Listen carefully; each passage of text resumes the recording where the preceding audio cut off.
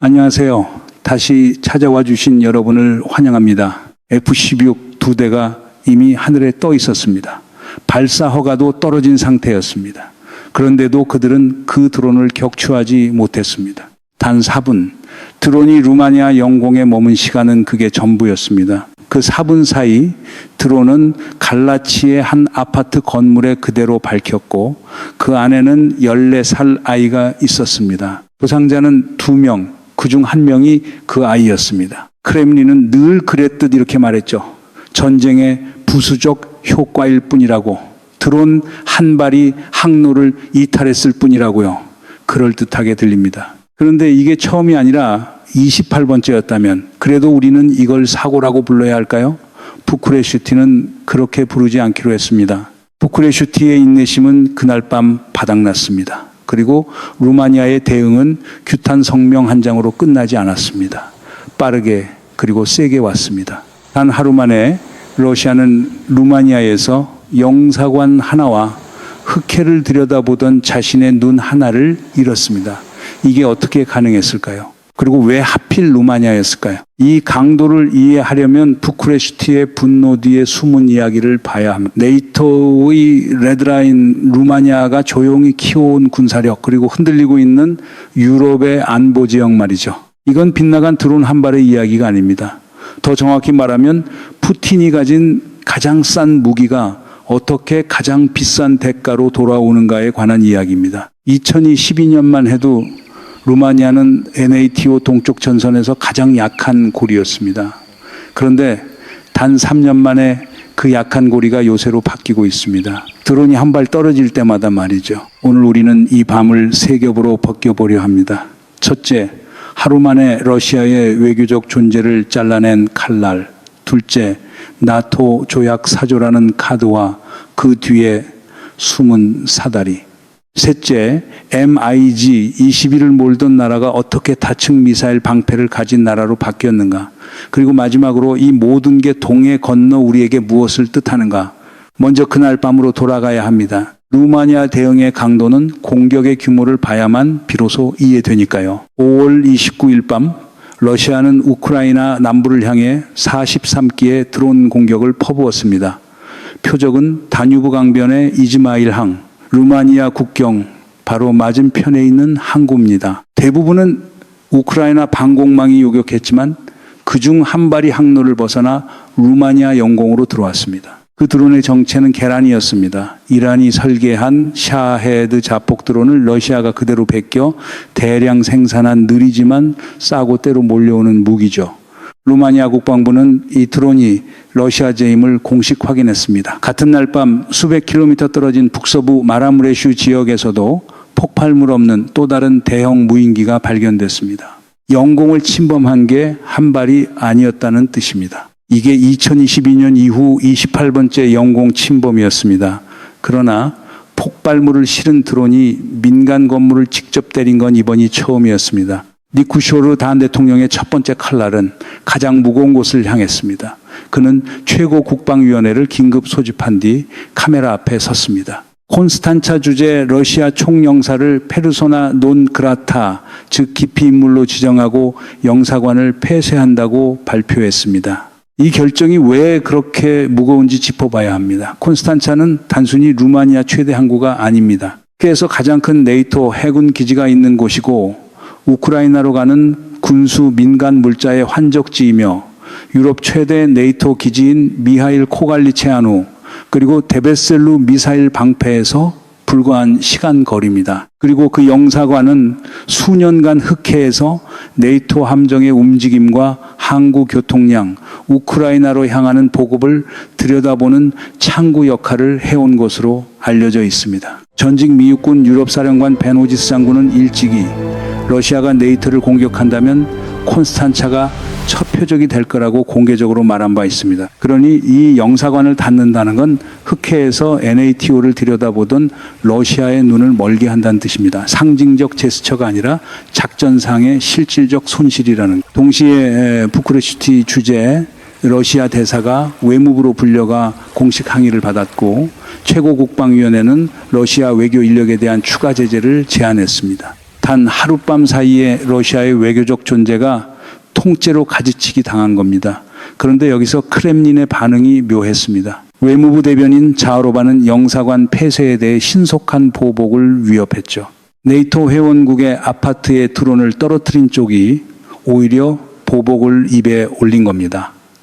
누가 누구에게 위협하고 있는 걸까요? 갈라치에 사는 미국인 스티븐 에벨리는 이 모든 걸 한 문장으로 정리했습니다. 이런 일이 28번이나 일어났다. 나는 러시아가 이걸 사고로 한다고 믿지 않는다. 아니면 그들이 전쟁을 형편없이 못하는 거겠지. 평범한 주민의 입에서 나온 이 말이 사실 이날 밤의 핵심을 정확히 찌릅니다. 루마니아의 외교적 대응은 날카로웠습니다. 그런데 테이블 위에는 더 무거운 카드가 하나 놓여 있었습니다. NATO 조약 사조입니다. 오하나 초이우 외무장관은 갈라치 사건 직후 분명하게 말했습니다. 지난밤의 사건은 사조를 발동할 만한 일이라고요. 사조가 뭔지 쉽게 풀면 이렇습니다. 어떤 회원국이 자신의 영토나 안보가 위협받는다고 판단하면 동맹 전체를 협의 테이블로 불러 모을 수 있는 장치예요. 군사력 사용을 요구하는 건 아닙니다. 하지만 동맹 전체를 한자리에 앉힌다는 점에서 외교적 무게가 만만치 않습니다. 이 카드는 전에도 쓰인 적이 있고 그 결과는 구체적이었습니다. 2025년 9월 폴란드는 러시아 드론 19기가 영공에 들어오자 사조를 발동했습니다. 그날 밤 NATO 역사상 처음으로 동맹의 항공기가 동맹 영공에서 적표적을 향해 발사했습니다. 폴란드 F-16, 네덜란드 F-35, 이탈리아 조기 경보기가 함께 대응했고 최소 3기가 격추됐습니다. 도널드 투스크 폴란드 총리는 의회에서 2차 대전 이후 우리가 공개 충돌에 가장 가까이 다가간 순간이었다고 말했죠. 그리고 그 결과는 추가 패트리어트 배치, 동부 국경의 영공 제한, 그리고 동부 보초 작전이었습니다. 다시 말해 사조는 단순한 협의가 아니라 구체적인 군사적 조치가 뒤따른다는 뜻입니다. 그런데 여기서 한 가지 비교가 머리를 때립니다. 폴란드 때는 드론 19기가 들어왔지만 민간인 부상은 없었습니다. 집 한 채가 파손됐을 뿐이죠. 루마니아는 단 한 발이 들어왔지만 아파트를 직접 때렸고 민간인 2명이 다쳤습니다. 그것도 28번째 침범에서 말입니다. 폴란드가 단 하룻밤에 19회 침범으로 사조를 발동했다면 28번의 침범과 민간인 부상을 가진 루마니아는 같은 조치를 취하는데 외교적으로 훨씬 더 단단한 땅을 딛고 서 있는 셈입니다. 참고로 집단 방위를 규정한 5조는 또 다른 차원의 문턱입니다. 네이토 역사상 단 한 번, 2001년 91대만 발동됐죠. 드론 한 발이 그 문턱을 넘진 못합니다. 다만 사다리는 한 칸씩 올라가고 있습니다. 그렇다면 루마니아는 그 사조 카드를 꺼냈을까요? 흥미롭게도 아직입니다. 그런데 카드를 꺼내기도 전에 동맹의 반응이 먼저 왔습니다. 마르크 리터 네이토 사무총장은 루마니아와의 절대적 연대를 천명하며 동맹은 영토의 단 1제곱센티미터도 지킬 준비가 돼 있다고 못 박았습니다. 유럽연합 집행위원장 폰데어 라이엔은 드론 사건 전엔 의제에도 없던 21차 제재 패키지 준비를 발표했죠. 프랑스는 더 직접적으로 움직였습니다. 러시아 대사를 외무부로 불러 규탄했는데 이건 그 자체로 의미가 큽니다. 프랑스군이 루마니아에 주둔하고 있어서 이번 공격이 프랑스 인력까지 간접적으로 위협한 셈이거든요. 젤렌스키 우크라이나 대통령도 필요한 모든 방식으로 루마니아를 지원할 준비가 돼 있다고 밝혔습니다. 동맹은 카드가 테이블에 놓였다는 사실만으로 이미 움직이기 시작한 겁니다. 그런 사이 크렘린의 자리는 점점 더 외로워지고 있었습니다. 이쯤에서 진짜 질문을 던져야 합니다. 루마니아는 어떻게 이렇게 빨리 이렇게 세게 대응할 수 있었을까요? 답은 외교가 아니라 그 뒤에 있는 군사적 변신에 있습니다. 러시아가 우크라이나를 침공했을 때 루마니아는 네이토 동쪽 전선에서 가장 약한 고리였습니다. 우크라이나와 650km 국경, 흑해 해안선, 러시아 사정권 안의 항구들, 그런데 그걸 지킬 현대적 군대가 없었습니다. 2022년 루마니아는 여전히 냉전 시대의 MiG 21로 영공을 순찰하고 있었습니다. 1960년대 기술로 2020년대 위협을 막으려 했던 셈이죠. 3년 뒤 그림은 완전히 바뀌었습니다.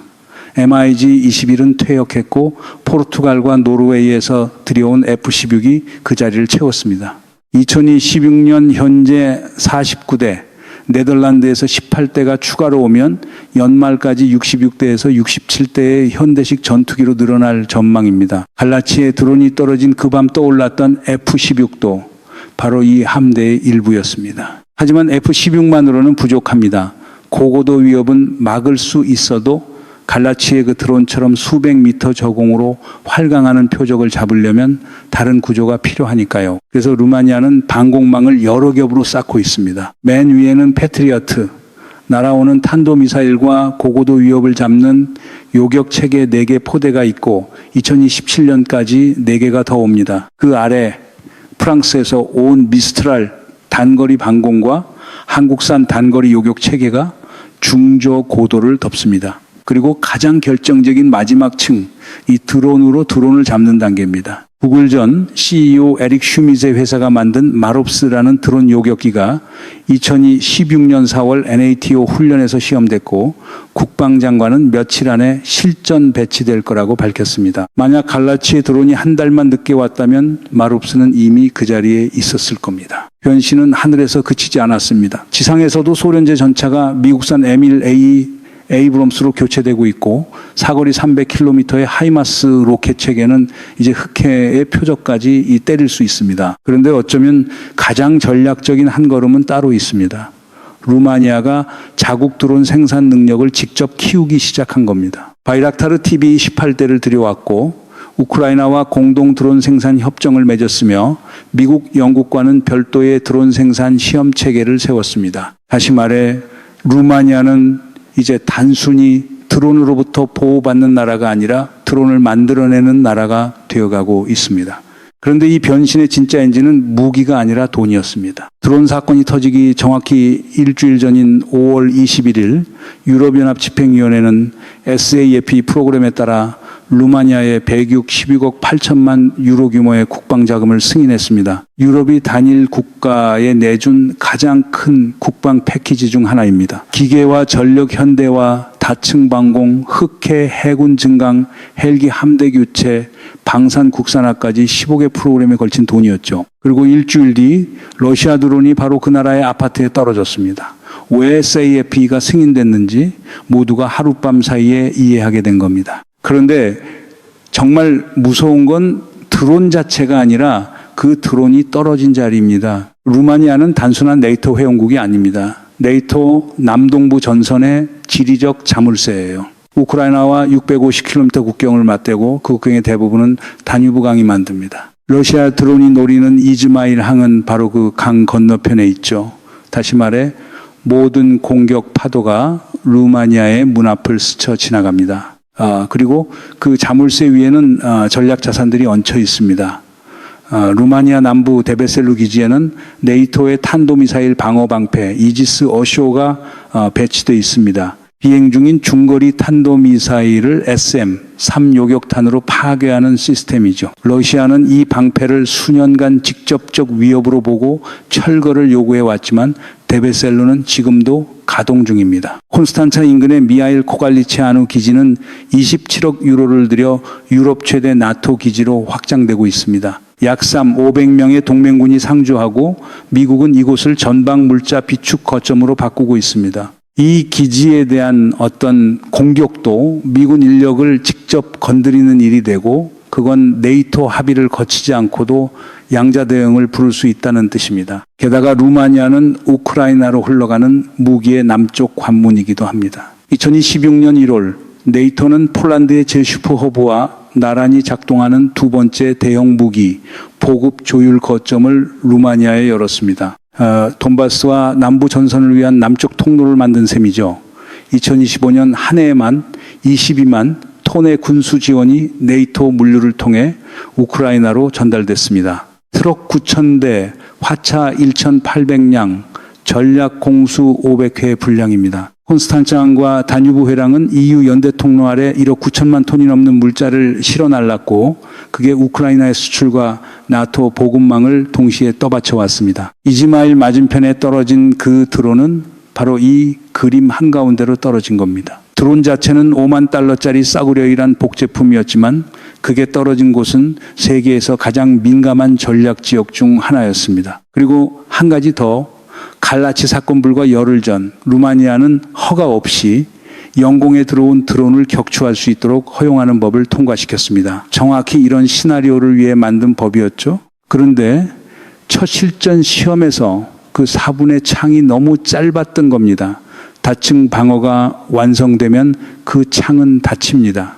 다음번 그림은 전혀 달라진다는 뜻입니다. 여기서 잠깐 반대편의 이야기도 들어봐야 공정합니다. 러시아에게도 할 말은 있으니까요. 43기 중 한 발이 항로를 이탈하는 건 기술적으로 가능한 일입니다.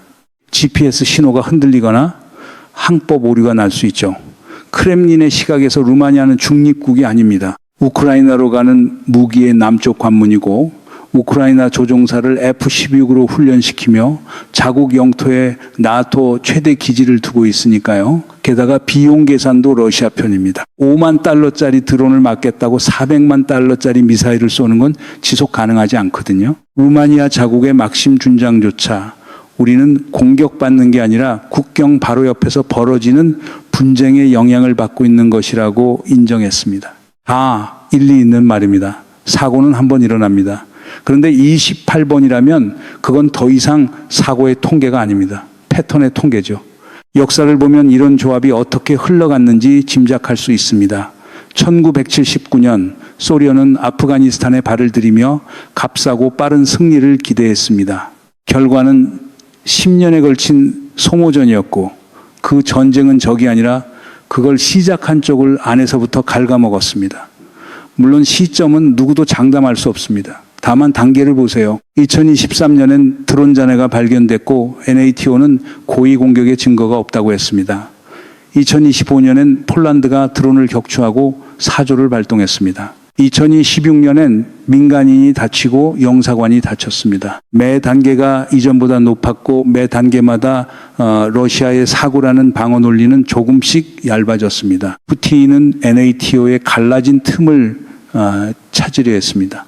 그런데 그는 틈을 찾은 게 아니라 그 틈을 직접 용접해 버렸습니다. 가장 싼 무기로 가장 단단한 벽을 자기 손으로 세워준 셈입니다. 그렇다면 이게 동해 건너 우리한테는 무슨 의미일까요? 먼저 이미 이 이야기 안에 한국이 들어와 있습니다.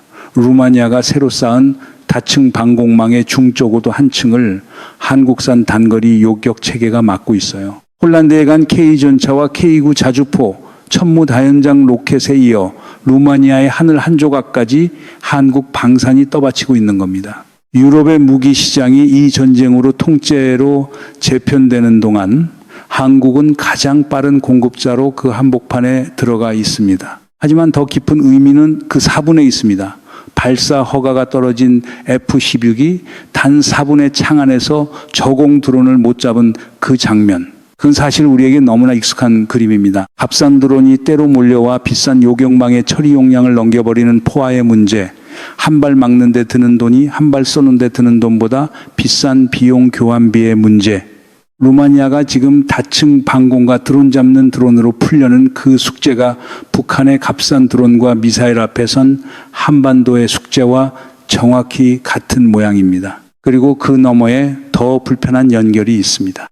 러시아가 이 전쟁에서 배우는 모든 것, 어떻게 하면 빽빽한 방공망을 세게 만드는지, 어떻게 싼 물량으로 비싼 방어를 소진시키는지 그 노하우가 흘러가는 종착지 중 하나가 바로 평양입니다. 애초에 갈라치를 때린 그 계란, 이조차이란 설계를 러시아가 베낀 무기였죠. 이란이 설계하고 러시아가 양산하며 북한이 배워가는 권위주의 진영의 무기 학습 고리가 돌아가고 있는 겁니다. 흑해에서 시험되는 러시아의 전술이 그 고리를 타고 동해를 건너 우리를 겨눌 수 있다는 뜻이죠. 루마니아가 4분의 창을 닫기 위해 다층 방패와 드론 잡는 드론에 수백억 유로를 쏟는 이유를 우리는 강 건너 불구경하듯 볼 수 없습니다. 루마니아의 밤은 멀리 있는 남의 이야기가 아니라 우리의 예고편일지도 모릅니다. 다시 그 밤으로 돌아가 봅시다. 러시아는 5만 달러짜리 드론 한 발을 아파트 건물에 떨어뜨렸습니다. 그 대가로 무엇을 잃었을까요? 영사관 하나, 흑해를 들여다보던 정보의 눈 하나, 그리고 외교적 정당성 한 조각을 잃었습니다. 처음의 질문으로 돌아가 봅시다. 그래도 이걸 사고라고 부를 수 있을까요? 이제 그 답은 부쿠레슈트의 손이 아니라 러시아 자신의 행동이 말해주고 있습니다. 아파트에 드론을 떨어뜨린 쪽이 오히려 영사관 폐쇄에 대해 보복을 위협했으니까요. 푸틴은 같은 전술을 또 썼습니다. 그러나 이 전술은 이제 러시아 자신을 향해 작동하고 있습니다. 드론이 한 발 떨어질 때마다 루마니아의 무장은 빨라지고 크렘린의 외교 공간은 좁아집니다. 그리고 다음 드론은 격추될 겁니다. 역사는 이 밤을 가장 약한 고리가 요새로 바뀐 순간으로 기록할지도 모릅니다. 러시아가 가장 싼 무기로 가장 단단한 적을 자기 손으로 만들어낸 순간으로 말입니다.